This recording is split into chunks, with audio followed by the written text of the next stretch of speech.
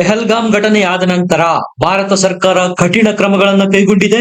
ಭಾರತದೊಳಗೆ ನುಸುಳಿ ಯಾರೆಲ್ಲ ಪಾಕಿಸ್ತಾನಿ ನಾಗರಿಕತೆ ಹೊಂದಿರೋರಿದ್ರೋ ಅವರೆಲ್ಲರನ್ನ ಅಟ್ಟಾರಿ ಬಾರ್ಡರ್ಗೆ ದಬ್ಬಿ ಪಾಕಿಸ್ತಾನಕ್ಕೆ ಕಳಿಸ್ತಾ ಇದೆ. ಅಳಿದುಳಿದಿರ್ತಕ್ಕಂತ ಎಲ್ಲ ಪಾಕಿಸ್ತಾನಿಯರಿಗೂ ಈಗಾಗಲೇ ಆದೇಶ ಕೊಡಲಾಗಿದೆ, ತಮ್ಮ ಗಂಟು ಮೂಟೆ ಕಟ್ಟಿಕೊಂಡು ನಿಮ್ಮ ದೇಶಕ್ಕೆ ಹೋಗಿ ಅಂತ. ಹಲವರು ಚುಪ್ ಚಾಪ್ ಅಂತ ಗಂಟು ಮೂಟೆ ಕಟ್ಕೊಂಡು ತಮ್ಮ ದೇಶ ಪಾಕಿಸ್ತಾನಕ್ಕೆ ವಾಪಸ್ಸಾಗಿದ್ರೆ, ಇನ್ನು ಕೆಲವರ ಬಣ್ಣ ಸಂಪೂರ್ಣವಾಗಿ ಬಯಲಾಗ್ತಾ ಇದೆ. ಭಾರತ ಫ್ಯೂಚರ್ ಅಲ್ಲಿ ಎಷ್ಟರ ಮಟ್ಟಿಗೆ ಅಪಘಾತವನ್ನ ಎದುರಿಸಲಿದೆ, ಯಾವ ಕಡೆ ಸಾಗ್ತಾ ಇದೆ, ಅದರ ಬಗ್ಗೆ ಗಂಭೀರವಾದ ವಿಶ್ಲೇಷಣೆ ಮಾಡೋ ಪರಿಸ್ಥಿತಿ ಬಂದೊದಗಿದೆ. ತುಮ್ ಕಿತನೆ ಅಫ್ಜಲ್ ಮಾರೋಗೆ, ಹರ್ ಘರ್ ಸೆ ಅಫ್ಜಲ್ ನಿಕಲೇಗಾ. ನೀವು ಎಷ್ಟೇ ಟೆರರಿಸ್ಟ್ ಅಫ್ಜಲ್ ಗುರುನಂತಹ ಭಯೋತ್ಪಾದಕರನ್ನ ಗಲ್ಲಿಗೇರಿಸಿದ್ರು ಮನೆಯಿಂದ ಅಫ್ಜಲ್ಗಳು ಹುಟ್ಟುತ್ತಾರೆ. ಈ ಘೋಷವಾಕ್ಯ ನಿಮಗೆ ನೆನಪಿರ್ಬೋದು. ಜವಾಹರ್ಲಾಲ್ ನೆಹರು ಯೂನಿವರ್ಸಿಟಿನಲ್ಲಿ ಮುಳುಗಿತ್ತು. ಅಫ್ಜಲ್ ಗುರುವನ್ನ ನೇಣಿಗೇರಿಸಿದ ನಂತರ ಸ್ಮರಣೆಗಾಗಿ ಒಗ್ಗೂಡ್ತಾರೆ ಇವರು ಜೆಎನ್ಯುನಲ್ಲಿ. ಆಗ ಈ ಘೋಷವಾಕ್ಯನ ಮುಳುಗಿಸ್ತಾರೆ. ಈ ರೀತಿ ಕೂಗಿದವರಾದ್ರೂ ಯಾರು? Kannaiah Kumar and gang. ಅದೇ ಕನ್ನಯ್ಯ ಕುಮಾರ್ ಈಗ ರಾಹುಲ್ ಗಾಂಧಿ ಅವರ ಬಹಳ ಹತ್ತಿರದ ಕಾಂಗ್ರೆಸ್ ಮುಖಂಡ. ಬಿಹಾರದಲ್ಲಿ ಕಾಂಗ್ರೆಸ್ನ ನಾಯಕ. ನಿಮಗೆ ನೆನಪಿರಲಿ, ಅಫ್ಜಲ್ ಗುರು ಒಬ್ಬ ಭಯೋತ್ಪಾದಕ. ಈತನೇ ಭಾರತದ ಸಂಸತ್ ಮೇಲಿನ ದಾಳಿಯ ರೂವಾರಿ.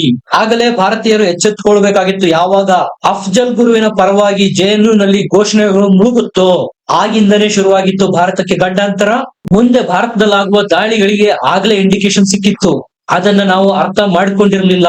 ಹೀಗೇನು ಮೋದಿ ಅವರು ಶುರು ಮಾಡಿದರೆ ಕ್ಲೀನ್ ಇಂಡಿಯಾ ಕ್ಯಾಂಪೈನ್, ಭಾರತದಲ್ಲಿರ್ತಕ್ಕಂತಹ ಪಾಕಿಸ್ತಾನದ ನಾಗರಿಕರನ್ನ ಹೊರದಬ್ಬೋ ಕೆಲಸ.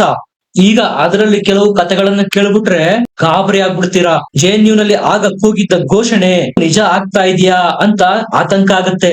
ಈಗ ನೋಡಿ, ಭಾರತದಲ್ಲಿ ಮನೆಯಿಂದ ಪಾಕಿಸ್ತಾನಿಯರು ಹೊರ ಬರ್ತಾ ಇದ್ದಾರೆ. ನೀವು ಈ ಮಹಿಳೆಯನ್ನು ನೋಡಿ, ಇಫ್ತಿಕಾರ್ ಅಲಿಯ ಪತ್ನಿ ಈಕೆ. ಈ ಮಹಿಳೆ ಹೇಳ್ತಾರೆ, ಭಾರತ ಸರ್ಕಾರ ನಮಗೆ ಅನ್ಯಾಯ ಮಾಡ್ತಾ ಇದೆ. ಯಾಕಂದ್ರೆ ಭಾರತ ಸರ್ಕಾರ ಈಕೆಯ ಪತ್ನಿ ಇಫ್ತಿಕಾರ್ ಅಲಿಯನ್ನ ಭಾರತ ಬಿಟ್ಟು ತೊಲಗುವಂತೆ ಆದೇಶ ಮಾಡಿದೆ. ಯಾಕೆಂದ್ರೆ ಆತ ಪಾಕಿಸ್ತಾನದ ಪ್ರಜೆ, ಭಾರತದಲ್ಲಿ ಈ ಮಹಿಳೆಯನ್ನ ಮದುವೆಯಾಗಿದ್ದ. ಗಾಬರಿಯಾಗುವ ವಿಚಾರ ಏನು ಅಂದ್ರೆ, ಭಾರತದ ಪ್ರಜೆಯಾಗದೆ 27 ವರ್ಷದಿಂದ ಈತ ಭಾರತದಲ್ಲೇ ಇದ್ದ, ಜಮ್ಮು ಕಾಶ್ಮೀರದಲ್ಲಿದ್ದ. ಆತನ ಬಳಿ ಭಾರತದ ಎಲ್ಲ ಡಾಕ್ಯುಮೆಂಟ್ಸ್ ಇದಾವೆ, ವೋಟರ್ ಐಡಿ ಇದೆ, ಆಧಾರ್ ಕಾರ್ಡ್ ಇದೆ. ಇದಕ್ಕಿಂತ ಹೆಚ್ಚಿನ ಆತಂಕಕಾರಿ ವಿಚಾರ ಏನಪ್ಪಾ ಅಂದ್ರೆ, ಆತ ಜಮ್ಮು ಕಾಶ್ಮೀರ ಪೊಲೀಸ್ ನಲ್ಲಿ ನೌಕರಿ ಮಾಡ್ತಾ ಇದ್ದಾನೆ.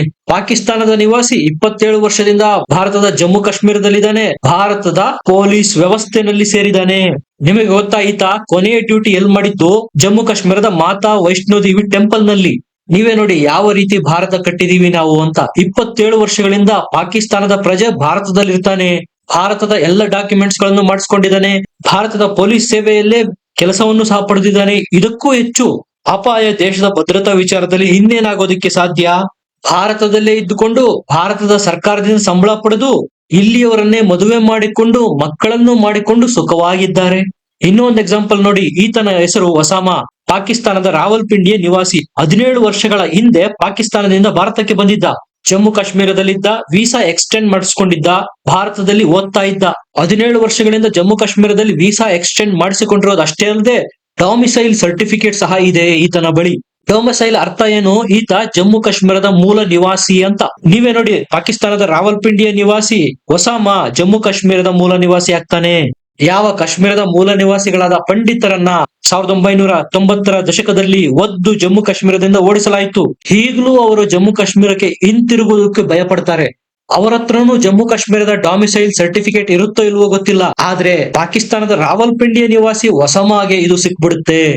ಈತನೇ ಖುದ್ದು ಹೇಳ್ತಾ ಇರೋದು, ನನ್ನ ಬಳಿ ಆಧಾರ್ ಕಾರ್ಡ್ ಇದೆ. ಇವನೇ ಹೇಳ್ತಾ ಇರೋದು, ನನ್ನ ಬಳಿ ವೋಟರ್ ಐಡಿ ಇದೆ. ಪಾಕಿಸ್ತಾನದ ರಾವಲ್ಪಿಂಡಿಯ ನಿವಾಸಿ ಒಸಾಮಾ ಇಷ್ಟು ವರ್ಷಗಳಿಂದ ಜಮ್ಮು ಕಾಶ್ಮೀರದ ಸ್ಥಳೀಯ ಎಲೆಕ್ಷನ್ ನಲ್ಲಿ ವೋಟ್ ಹಾಕ್ತಾ ಇದ್ದಾನೆ, MLA ಗಳನ್ನ ಸಹ ಚುನಾಯಿಸ್ತಾ ಇದ್ದಾನೆ, ಸಂಸದರನ್ನ ಸಹ ಚುನಾಯಿಸ್ತಾ ಇದ್ದಾನೆ.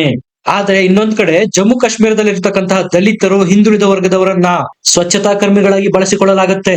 ಅವರು ಭಾರತದವರಾಗಿದ್ರೂ ಸಹ ಜಮ್ಮು ಕಾಶ್ಮೀರದಲ್ಲಿ ವೋಟ್ ಹಾಕೋದಿಕ್ಕೆ ಸಾಧ್ಯ ಇರಲಿಲ್ಲ. ಗೂರ್ಖಾಗಳು, ಪಹಾಡಿಗಳು, ಜಮ್ಮು ಕಾಶ್ಮೀರದ ಮೂಲ ನಿವಾಸಿಗಳು ಅಲ್ಲಿಯ ಎಲೆಕ್ಷನ್ ನಲ್ಲಿ ವೋಟ್ ಹಾಕುವಂತಿರಲಿಲ್ಲ. ಇನ್ನೊಂದ್ ಕಡೆ ಪಾಕಿಸ್ತಾನದ ರಾವಲ್ಪಿಂಡಿಯ ಒಸಾಮಾ ಜಮ್ಮು ಕಾಶ್ಮೀರದ ಎಲೆಕ್ಷನ್ ನಲ್ಲಿ ವೋಟ್ ಹಾಕ್ತಾ ಇದ್ದ. ಈತ ಮತ್ತೆ ಭಾರತ ಸರ್ಕಾರದ ವಿರುದ್ಧನೇ ಆರೋಪ ಮಾಡ್ತಾನೆ. ನನ್ನ ಕನಸನ್ನ ಭಾರತ ಸರ್ಕಾರ ನುಚ್ಚು ನೂರು ಮಾಡ್ತಾ ಇದೆ.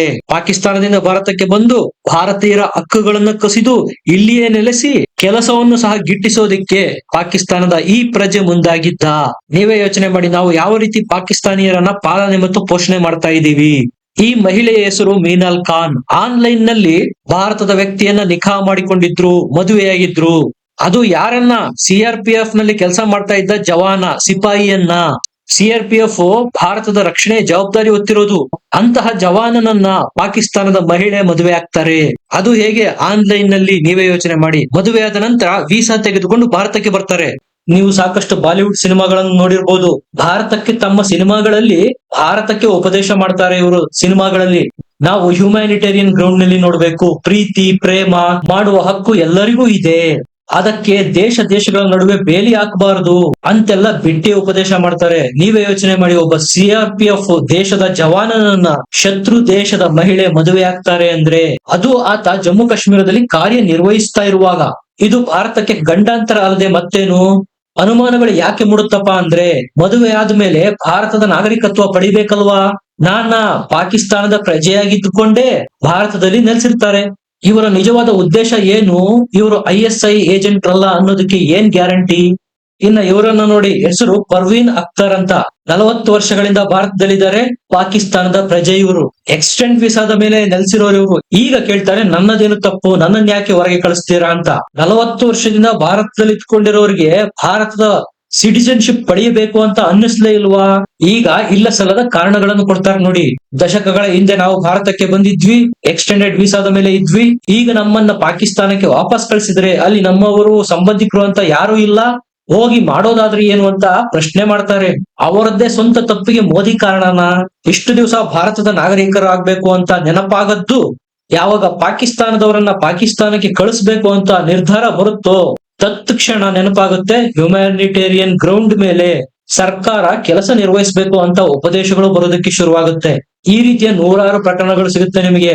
ಪಾಕಿಸ್ತಾನದ ಮಹಿಳೆಯರು ಭಾರತದ ಪುರುಷರನ್ನು ಮದುವೆಯಾಗಿರೋದು, ಅಥವಾ ಭಾರತದ ಮಹಿಳೆಯರು ಪಾಕಿಸ್ತಾನದ ಪುರುಷರನ್ನು ಮದುವೆಯಾಗಿರೋದು. ಇವರು ಅಲ್ಲಿಗೆ ಹೋಗೋದು, ಅಲ್ಲಿಯವರು ಇಲ್ಲಿಗೆ ಬರೋದು. ಸುಮಾರು 80,000 ಭಾರತದ ಮುಸ್ಲಿಂ ಮಹಿಳೆಯರು ಪಾಕಿಸ್ತಾನದವರನ್ನು ಮದುವೆಯಾಗಿದ್ದಾರೆ ಅಂತ ಹೇಳಲಾಗ್ತಾ ಇದೆ. ಈ ಅಂಕಿ ಸಂಖ್ಯೆಗಳು ಎಷ್ಟು ನಿಜವೋ ಸುಳ್ಳೋ ಗೊತ್ತಿಲ್ಲ.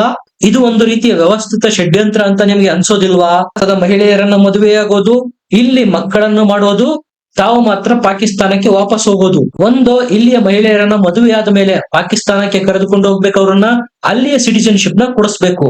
ಅಥವಾ ಪಾಕಿಸ್ತಾನದಿಂದ ಇಲ್ಲಿಗೆ ಬಂದ ಮೇಲೆ ಇಲ್ಲಿಯ ಸಿಟಿಜನ್ಶಿಪ್ ಅನ್ನು ಪಡೆದು ಇಲ್ಲೇ ನೆಲೆಸ್ಬೇಕು. ಇದನ್ನ ಮಾಡೋದಿಲ್ಲ. ಇದರ ಹಿಂದಿನ ಉದ್ದೇಶ ಏನು? ಸೂಕ್ಷ್ಮವಾಗಿ ಯೋಚನೆ ಮಾಡಿ. ಭಾರತದ ಜನಸಂಖ್ಯೆಯನ್ನು ಹೆಚ್ಚಿಸುವ ಉದ್ದೇಶನ? ಡೆಮೋಗ್ರಫಿನ ಚೇಂಜ್ ಮಾಡುವ ಉದ್ದೇಶನ? ಈಗ ಗೊತ್ತಾಯ್ತಾ ನಿಮಗೆ ಇವರು CAA NRC ನ ಯಾಕೆ ವಿರೋಧ ಮಾಡ್ತಾರೆ?